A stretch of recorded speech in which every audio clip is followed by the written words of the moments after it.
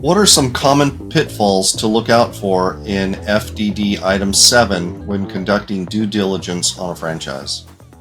Yeah, so number one is working capital.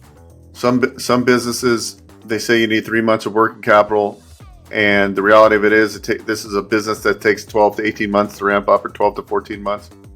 So obviously you don't have enough working capital, and if you're planning on leaving your job and doing this business full time, well, if you need 5 or 10 or 15 grand a month to live on, you typically can't build that into the total project cost. So you really need to understand that. We're actually working on a couple cases right now where that's the circumstance. The guy wants to go full time into the business. You know, he needs 10, 15 grand a month for living expenses, and it's a 14-month ramp up to get to, you know, overall profitability. So understanding your numbers, going into the projections, and really seeing like and talking to other franchise owners, how long does it take to ramp up?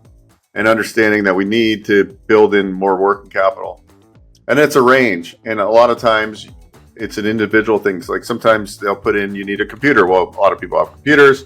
Maybe you don't need that. And so I always encourage everybody to really detail this out, because you're going to need to do this for your SBA loan. They're going to want to see sources and uses. So they want to see a breakdown of the costs and where the money's being allocated for the loan.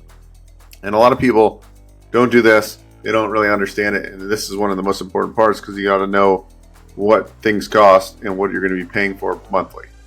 So those are the things that I see break down the most, that they're not planning accordingly, and oftentimes there's a lot of unforeseen costs as they're opening. They might be buying 2 locations, and they need more money for a down payment for the lease on another truck, and they're not allocating for that in their budgets or their projections or their sources of uses. So that's why you really got to talk to different owners that own the franchise and really understand, what were their startup costs? Was there anything that was different when they were starting their business that they should have accounted for that they didn't? Those are the primary things I would look for. If you have any other questions, go to bookwithbo.com. Hi guys, Bo Exian here. If you want to visit myterritorycheck.com to find out if the franchise we spoke about on the show, or maybe it's one you've investigated and you're trying to see if it's available in your market, you simply go to myterritorycheck.com and we'll do a quick search for you. You enter in your name, email, zip code, and we'll get back to you as soon as possible if that particular franchise is available.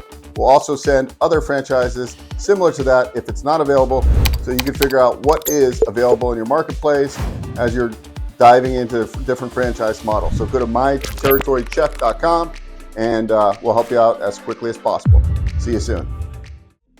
Hey guys, Bo Exian here. If you enjoyed what you saw, please subscribe to this channel. We talk all things financing. I've been in the lending industry for over 20 years, and I'm happy to answer your questions and provide great content.